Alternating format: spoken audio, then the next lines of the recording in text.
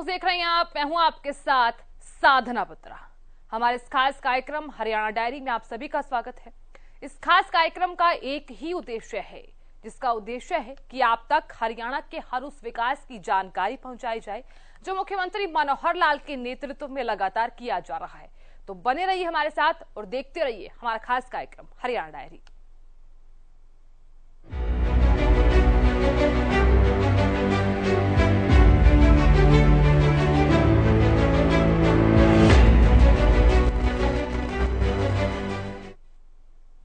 हरियाणा में विकास की रफ्तार तेज है। विकास के नित नए आयाम हरियाणा हासिल कर रहा है। इसी कड़ी में फरीदाबाद एनआईटी में हाईटेक तरीके से तैयार किए गए बस स्टैंड को मुख्यमंत्री मनोहर लाल ने जनता को समर्पित किया। रिपोर्ट आप देखिए।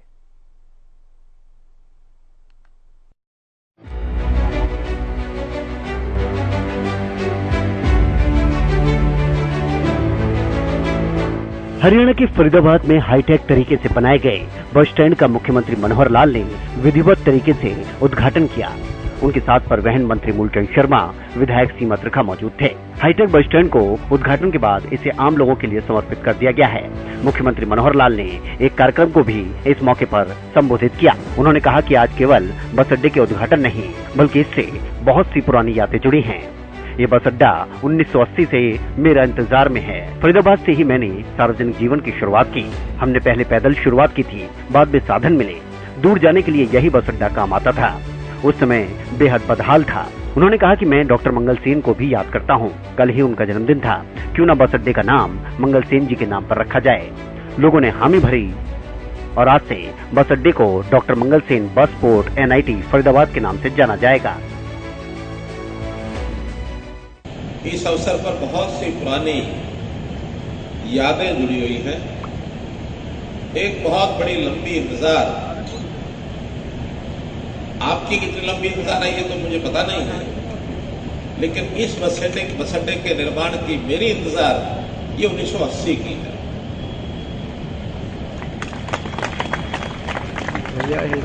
मैं 1980 में सामाजिक जीवन मैंने प्रारंभ किया तो इसी क्षेत्र से किया। मैं आज भी याद कर रहा था इन सड़कों पर कभी शुरू में साइकिल पर भी मैं चला कुछ महीने। बाद में संगठन ने हमको एक लूना टीवीएस, जिसको मोपेड कहते हैं, वो दे दी गई थी। बाद में मुझे फिर मोटरसाइकिल मिला। जैसे जैसे आगे बढ़ते रहे, काम का विस्तार होता रहा, वैसे वैसे साधनों की भी भरमार होती चली गई। हमको भी साधनों का उपयोग होता था, लेकिन जब कभी दूर जाना होता था, ये साधन ऐसे थे आसपास के स्थानों पर ही काम आते थे। जब कभी दूर जाना होता था तो यही बस अड्डा मेरे काम आता था। जब बस में बैठ करके टीन के शेड लगे हुए थे, उन टीन के शेड के नीचे से बस चलती थी। गर्मी में बुरा हाल होता था, भीड़ इतनी होती थी, दौड़ करके बस पर चढ़ना पड़ता था। दिल्ली की बस में तो भीड़ अत्यधिक होती थी। मुख्यमंत्री मनोहर लाल ने इस हाईटेक बस अड्डे के बारे में बताते हुए कहा कि 9 प्रदेश की बसें यहां से जाएंगी। 17 टिकट काउंटर बनाए गए हैं। यात्रियों और स्टाफ के लिए फूड कोर्ट, मल्टीप्लेक्स मॉल रहेगा। पीपीपी मॉडल का ये पहला बस पोर्ट है। प्राइवेट कंपनी को 4 एकड़ जमीन दी है। 99 साल की लीज पर यह जमीन दी है और 3.5 करोड़ की रकम भी ये सरकार को हर साल देंगे। बल्लभगढ़ में 1, गुरुग्राम में 2, सोनीपत करनाल में 1, 5 बस पोर्ट इसी तरह के बनाए जाएंगे। बसों में टिकटिंग भी शुरू की जाएगी। 6 जिलों में अगले महीने से इसे शुरू किया जाएगा। कार्ड के माध्यम से पेमेंट होगा। वहीं हरियाणा रोडवेज को लेकर सीएम मनोहर लाल ने कहा कि हरियाणा रोडवेज की सेवाएं बेहतरीन हैं। साथ ही रोडवेज कर्मियों को भी उनके काम के लिए मुख्यमंत्री मनोहर लाल ने बधाई दी। सीएम ने कहा कि कोरोना काल में काफी घाटा हुआ, लेकिन कर्मियों की संख्या हमने वैसे ही रखी। एनआईटी का बस स्टैंड जिसके नाम से बुलाया गया था, लेकिन उसमें जो फंडामेंटल चेंजेस 2 मैंने की हैं। एक तो इसका नाम डॉक्टर मंगल सेन जी के नाम पर रखा गया है। दूसरा, इसको बस स्टैंड की बजाय बस पोर्ट कहा जाएगा।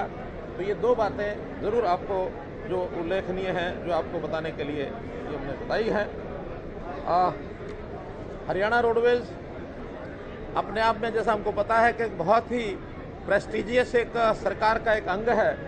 हरियाणा रोडवेज की बसें न केवल अपने प्रदेश में, अरे भाई पीछे जरा बोले मत,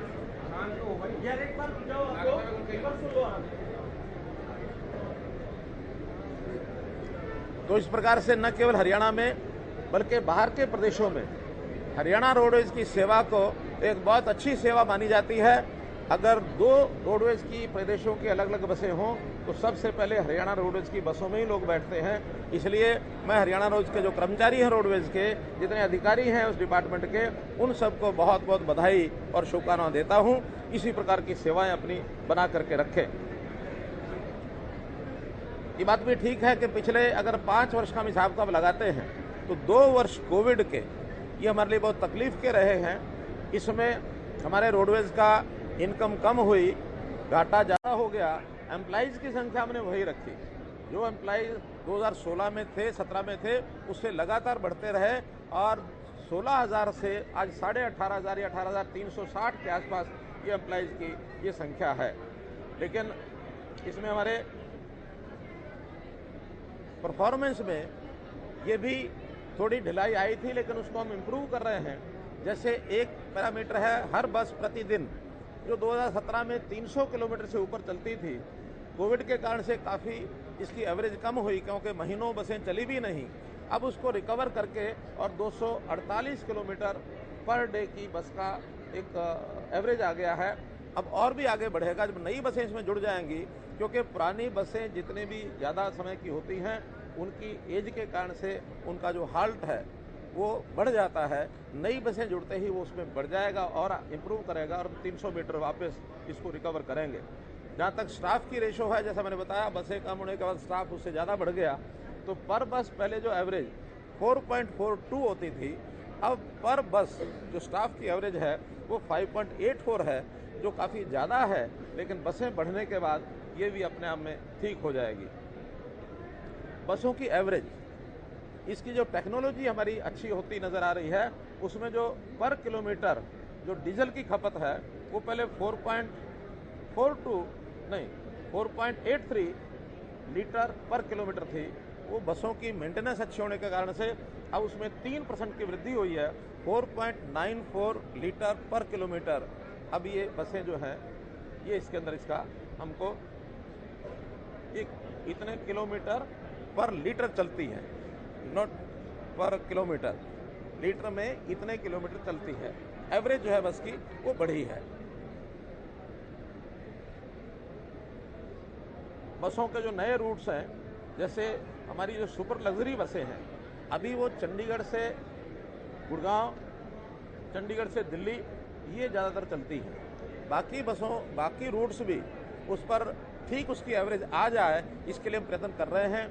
और अब से जैसा ही हमारी नई बसें आएंगी, चाहे वो वॉल्वो की होंगी अथवा और हमारी जो सुपर लग्जरी बसें होंगी, उसमें फरीदाबाद से भी ये रूट जो है इस प्रकार से बनाए जाएंगे। और चंडीगढ़ से सिरसा, चंडीगढ़ से हिसार, चंडीगढ़ से रोहतक और ऐसे ही दिल्ली से सिरसा, दिल्ली से हिसार, इन रूट्स पर भी ऐसी अच्छी बसें के चलाने का ये हमारा अगला कार्यक्रम है, ताकि लोगों को सुविधा अच्छी मिल जाए। ये सब पीपीपी मॉडल पर होंगे। तो पीपीपी मॉडल पर जब होते हैं उसकी एक ड्राइंग बनती है, डिज़ाइन बनता है, इसके बाद उसका एक एस्टिमेटेड कॉस्ट होती है। फिर जब टेंडर होता है तब जा करके, क्योंकि उनको सबको कंसल्ट भी किया जाता है। हमने मानो किसी बस अड्डे की कीमत 200 करोड़ बताई, हो सकता है उनमें से ही कुछ टेक्निकली वो कहे नहीं इसमें ये चीज़ घटा दो, ये बढ़ा दो, तो रिवाइज भी होता है। कितने बड़े बस अड्डे होंगे, एस्टिमेट क्या बनेगा, प्री बिड मीटिंग में क्या फैसला होगा, बाद में फिर उसकी एनुअल बिडिंग होती है कि वो हमको हर साल कितना पैसा देंगे। इसके अलावा मुख्यमंत्री मनोहर लाल ने बताया कि पंचकुला में ट्रांसपोर्ट भवन बनाया जाएगा। 22 जिलों में ड्राइविंग ट्रेनिंग स्कूलों में व्यवस्थाएं अच्छी की जा रही हैं। 6 जिलों में ई टिकटिंग की सेवा शुरू की जा रही है। आने वाले समय में सभी जिलों में इसे शुरू किया जाएगा। इनकम के मामले में अब रोडवेज का रेवेन्यू भी बढ़ रहा है। पंचकुला में एक ट्रांसपोर्ट भवन 107 करोड़ रुपया लगा करके अलग से डिपार्टमेंट का एक भवन बनेगा, ताकि ट्रांसपोर्ट की सारी गतिविधियां पंचकुला के उस भवन से चल सकें। 22 के 22 जिलों में हमारे डिपार्टमेंटल ड्राइवर्स ट्रेनिंग स्कूल, जो ड्राइवर्स की जहां ट्रेनिंग होती है, हैवी व्हीकल ड्राइवर्स की, उनके ट्रेनिंग स्कूलों में भी व्यवस्थाएं अच्छी की जा रही हैं और उसमें हर वर्ष अच्छे ड्राइवर निकल करके और वो उसको सर्टिफिकेट करके लेते हैं। ई टिकटिंग का जैसे मैंने बताया, अभी 6 जिलों से इसको हम शुरू कर रहे हैं। चंडीगढ़, करनाल, सोनीपत, फरीदाबाद, भिवानी और सिरसा, 6 जिलों की सब बसें उस डिपो की जो होंगी वहाँ ई टिकटिंग का 1 महीने के बाद व्यवस्था हो जाएगी। शेष इस पायलट प्रोजेक्ट एक प्रकार सा है, कोई कमी बेशी उसको देख करके बाकी जिलों में उसके कुछ समय के बाद उसको शुरू किया जाएगा। हमारी जो इनकम है पर किलोमीटर जो फेयर से आती है, किराए से आती है, वो 2017 में 27 रुपये 50 पैसे थी, जो बढ़ करके एफिशिएंसी अच्छी कहनी चाहिए, जो 39 रुपये पर किलोमीटर जो बसें चलती हैं उनका 39 रुपया पर किलोमीटर हमको रेवेन्यू आता है। ये ठीक है कि हमने उसमें 85 पैसे से बस फेयर भी 1 रुपया किया था, उसका भी इसमें लाभ मिला है, लेकिन फिर भी इसमें जो वृद्धि हुई है वो लगभग 40% हुई है, जबकि वृद्धि किराए की सिर्फ 15% हुई थी। अर्थात किराए के अलावा भी 25% की हमको उसमें और वृद्धि हुई है, जबकि एक्सपेंस भी काफ़ी बढ़ा है। बसें कम होने के कारण से पर किलोमीटर एक्सपेंस बढ़ गया है, वो भी बसें और आने के बाद वो एक्सपेंस ठीक हो जाएगा। मुख्यमंत्री ने बताया कि हादसों की संख्या में भी 2017 की तुलना में काफी कमी आई है। इसमें ट्रेनिंग स्कूलों की वजह से काफी फायदा हुआ, क्योंकि यहाँ पर ड्राइवरों को उचित ट्रेनिंग दी जाती है। नंबर ऑफ एक्सीडेंट्स, ये भी अगर मैं आपको जानकारी दूं तो 2017 में जो कुल एक्सीडेंट 284 थे साल भर में, वो पिछला वर्ष, क्योंकि ये वर्ष तो अभी पूरा होना है, पिछला वर्ष 2021 में ये संख्या मात्र 79 रह गई है। तो एक प्रकार से हमारे ड्राइवर्स की ट्रेनिंग, हमारे बसों के सारे टेक्नोलॉजिकली सारी उसकी सुदृढ़ता, उसकी फिटनेस, इसको सबको देखते हुए एक्सीडेंट्स भी हम लगातार उसको डाउन लाते जा रहे हैं, जो बहुत बड़ा लाभ और ये होने वाला है। मित्रों, आज का क्योंकि कार्यक्रम एक प्रकार से ये ट्रांसपोर्ट को लेकर के ही समर्पित ये कार्यक्रम था, तो मैंने ट्रांसफर को लेकर के सारी बातें बताई हैं। वहीं मुख्यमंत्री मनोहर लाल ने पीपीपी मॉडल को लेकर भी खुलकर बातचीत की। उन्होंने बताया कि पीपीपी मॉडल से क्या फायदा है। मुख्यमंत्री ने कहा कि अच्छी सर्विस मिलती है तो फिर हमें इससे कोई शिकायत नहीं है। हमारा जो पीपीपी मॉडल के अंदर सबसे बड़ा फोकस होता है सर्विसेज का होता है। कर्मचारियों का, हमारे कोई कर्मचारी नहीं होते, कर्मचारी उन्होंने अपने रखने हैं। हमें तो सर्विस का टाइमिंग, सर्विस की क्वालिटी, सर्विस की कॉस्ट, ये 3 चीजें जनता के महत्व की होती हैं। तीनों अगर ठीक हैं तो हमारी कोई कंप्लेंट नहीं है। अगर टाइमिंग उसके ठीक नहीं है, अनुशासित अगर तरीके से नहीं चलेंगे तो उनके खिलाफ एक्शन, क्वालिटी ठीक नहीं है तो उनके खिलाफ एक्शन, कॉस्ट ज्यादा होगी तो उनके खिलाफ एक्शन। इसके पैरामीटर्स कंट्रैक्ट में तय हो जाते हैं। फरीदाबाद एनआईटी के इस हाईटेक बस अड्डे की खासियत की बात करें तो इसे फरीदाबाद एनआईटी में पीपीपी मॉडल के तहत बनाया गया है। 125 करोड़ की लागत से 4 एकड़ में इस बस अड्डे को बनाया गया है। बस अड्डे के अंदर यात्रियों के बैठने के लिए वातानुकूलित गैलरी बनाई गई है। इसके अलावा शौचालय, पीने के लिए आरओ के ठंडे पानी की व्यवस्था की गई है। सामान रखने के लिए क्लॉक रूम बनाया गया है। यात्रियों के वाहनों के लिए बेसमेंट में पार्किंग की व्यवस्था की गई है। इस बस अड्डे की 5 मंजिला इमारत बनाई गई है। बस अड्डे से हरियाणा सहित विभिन्न प्रदेश के लिए करीब 50 बसों का संचालन होगा। 17 बस काउंटर होंगे। इसके अलावा 60 से ज्यादा सिटी बसों का संचालन भी यहीं से होगा। बस अड्डे के भूतल और प्रथम तल के आधे हिस्से में डिपो की व्यवस्था होगी। एनआईटी बस अड्डा बसों के अलावा व्यावसायिक हब भी होगा। अधिकारी, ड्राइवर व कंडक्टरों के लिए भी विश्राम गृह, प्रतीक्षालय और भी सुविधाएं रखी गई हैं। हर तल पर जाने के लिए सीढ़ियों के साथ साथ लिफ्ट भी बनाई गई है। साथ ही संपूर्ण बस स्टैंड सीसीटीवी कैमरे की निगरानी में रहेगा। इसमें कोई दो राय नहीं कि हरियाणा रोडवेज को आम जनता का जहाज कहा जाता है। साथ ही हरियाणा सरकार और राज्य परिवहन का एक ही उद्देश्य है कि प्रदेश की जनता को सुरक्षित और सुलभ यात्रा प्रदान करवाने के साथ साथ सामाजिक दायित्वों को पूर्ण करना है और सरकार द्वारा प्रदेश की जनता को दी जा रही सुविधाओं को ठीक ढंग से उपलब्ध करवाना है।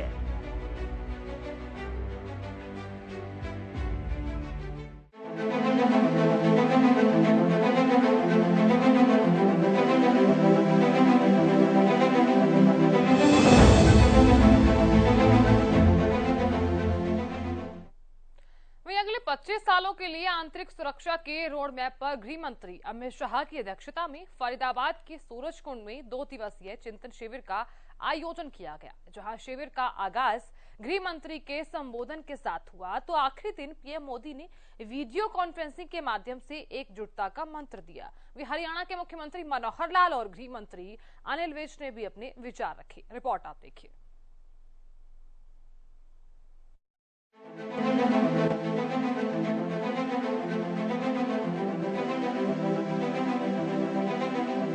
देश की आंतरिक सुरक्षा को लेकर हरियाणा के फरीदाबाद जिले में 2 दिवसीय चिंतन शिविर का आयोजन किया गया। सूरजकुंड में इस चिंतन शिविर की अध्यक्षता केंद्रीय गृह मंत्री अमित शाह ने की। 2 दिवसीय इस चिंतन शिविर में अगले 25 सालों में देश की आंतरिक सुरक्षा के रोड मैप को लेकर चर्चा हुई। चिंतन शिविर में राज्यों के गृह मंत्री और संघ शासित प्रदेशों के उपराज्यपाल एवं प्रशासकों ने शिरकत की। इसके अलावा मुख्यमंत्री भी मौजूद रहे। हरियाणा के मुख्यमंत्री मनोहर लाल और गृह मंत्री अनिल विज भी इस शिविर में मौजूद रहे। शिविर में राज्यों के डीजीपी और गृह सचिव भी शामिल हुए। गृह मंत्रियों के 2 दिवसीय चिंतन शिविर में 7 से 8 सत्र हुए। शिविर के पहले दिन होमगार्ड, नागरिक सुरक्षा, आग से सुरक्षा, शत्रु संपत्ति जैसे विषयों पर विचार विमर्श हुआ। दूसरे दिन साइबर सुरक्षा, मादक पदार्थों की तस्करी, महिला सुरक्षा और सीमा प्रबंधन जैसे महत्वपूर्ण मुद्दों पर चर्चा हुई। फरीदाबाद के सूरजकुंड में राज्यों के गृह मंत्रियों के चिंतन शिविर के अंतिम दिन प्रधानमंत्री नरेंद्र मोदी वर्चुअली जुड़े। प्रधानमंत्री नरेंद्र मोदी ने कहा कि गृह मंत्रियों का ये चिंतन शिविर सहकारी संघवाद का एक उत्तम उदाहरण है। हर राज्य एक दूसरे से सीखे, एक दूसरे से प्रेरणा ले, देश बेहतरी के लिए काम करे, ये संविधान की भावना भी है और देशवासियों के प्रति हमारा दायित्व भी। पीएम मोदी ने कहा कि आने वाले 25 साल देश में एक अमृत पीढ़ी के निर्माण के हैं। ये अमृत पीढ़ी पंच प्राणों के संकल्पों को धारण करके निर्मित होगी। विकसित भारत का निर्माण गुलामी की हर सोच से मुक्ति, विरासत पर गर्व, एकता, एकजुटता और नागरिक कर्तव्य, इन पंच प्राणों का महत्व आप सभी जानते हैं।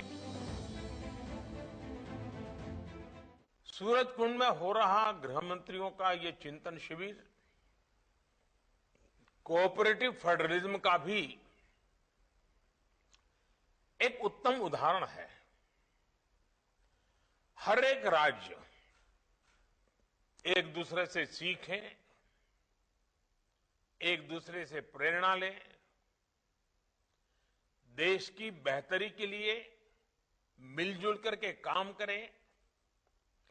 ये संविधान की भी भावना है और देशवासियों के प्रति हमारा दायित्व भी है। आजादी का अमृत काल हमारे सामने है। आने वाले 25 साल देश में एक अमृत पीढ़ी के निर्माण के हैं। ये अमृत पीढ़ी पंच प्राणों के संकल्पों को धारण करके निर्मित होगी। विकसित भारत का निर्माण, गुलामी की हर सोच से मुक्ति, विरासत पर गर्व, एकता और एकजुटता और सबसे प्रमुख बात नागरिक कर्तव्य, इन पंच प्राणों का महत्व आप सभी भली भांति जानते हैं, समझते हैं।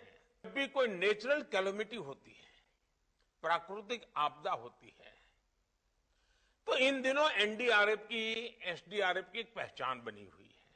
उनका यूनिफॉर्म, उस संकट के समय पहले पहुंच जाना, और इसके कारण देशवासियों के मन में इनके प्रति एक विश्वास बना है कि भाई ये आए हैं, चलिए संभल जाएगा। ये जो कह रहे हैं मानना चाहिए। इनकी बातें अगर स्वीकार करेंगे तो हमारा नुकसान कम होगा। अब 5G के जितने लाभ है, इतनी ही जागरूकता भी जरूरी रहेगी।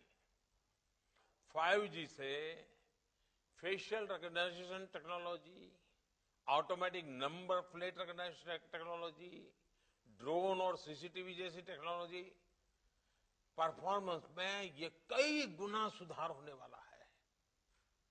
लेकिन हम जितनी तेजी से आगे बढ़ेंगे, जो क्राइम करने वाला वर्ल्ड है उसका भी ग्लोबलाइजेशन हो चुका है, वो इंटरस्टेट हो चुका है, वो भी टेक्नोलॉजी में फॉरवर्ड हो चुके हैं। मतलब हमें उनसे 10 कदम आगे जाना होगा। One nation one mobility card की व्यवस्था हो रही है, वन नेशन वन ग्रिड बना है, one nation one sine language बनी है। वैसे ही पुलिस की वर्दी को भी लेकर भी ऐसी कोई अप्रोच अपनाई जा सकती है।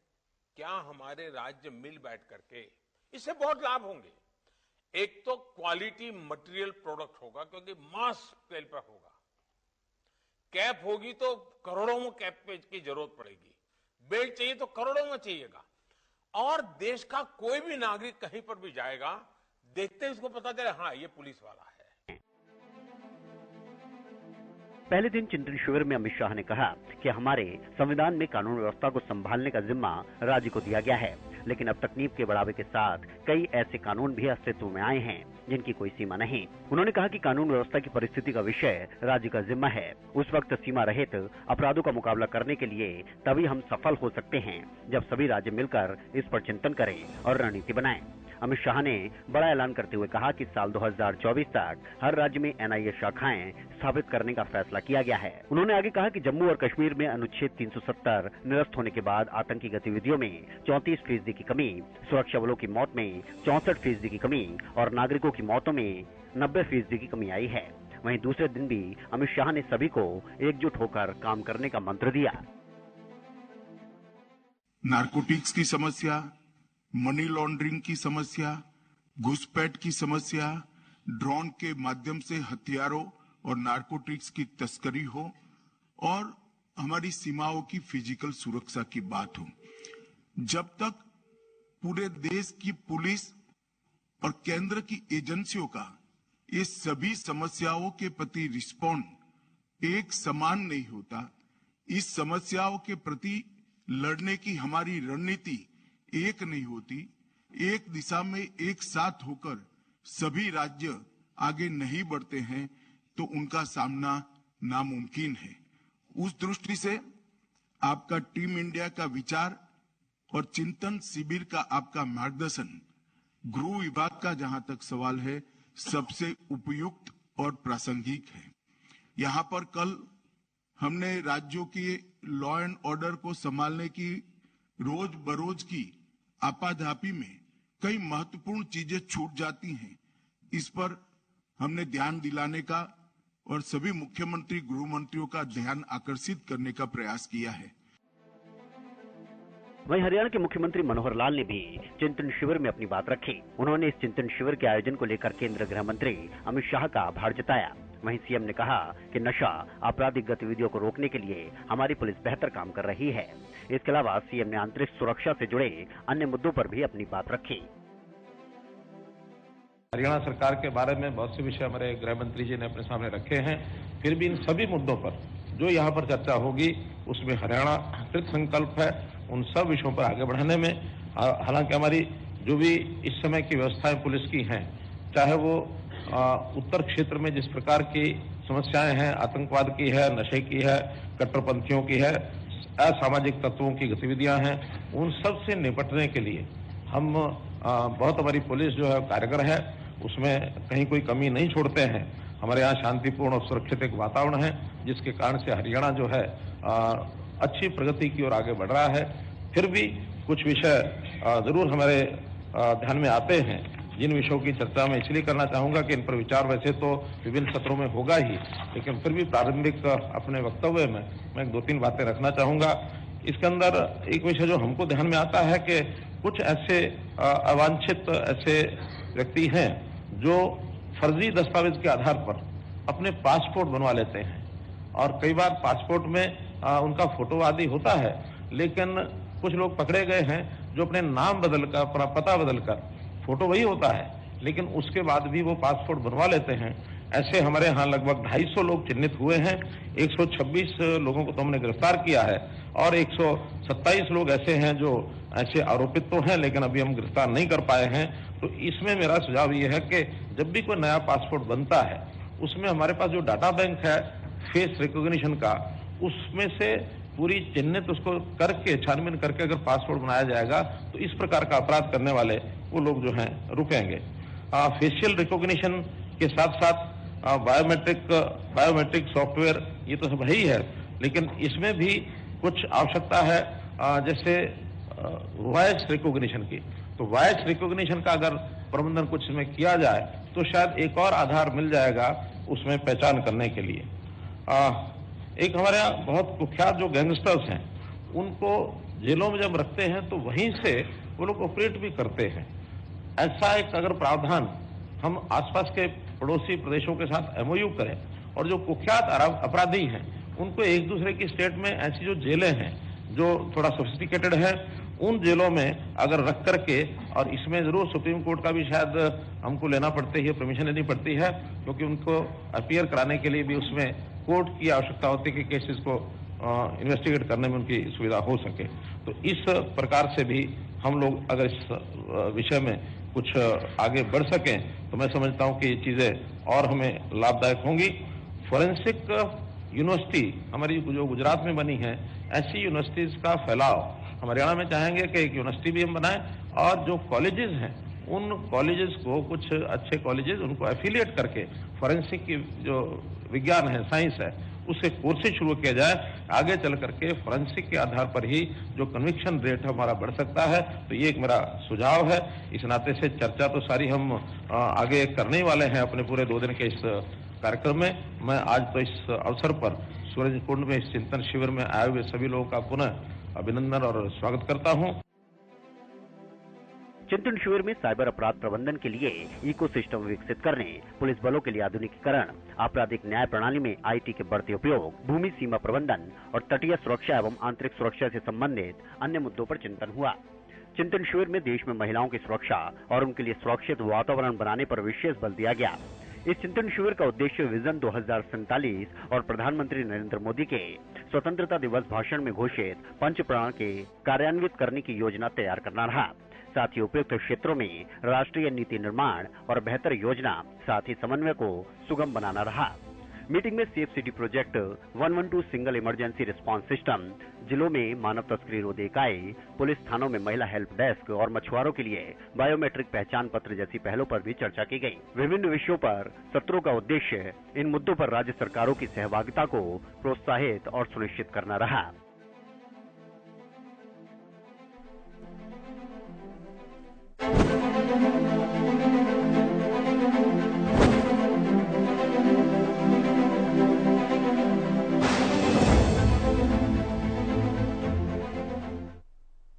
हरियाणा डायरी में फिलहाल इतना ही। देखते रहिए हरियाणा न्यूज। नमस्कार।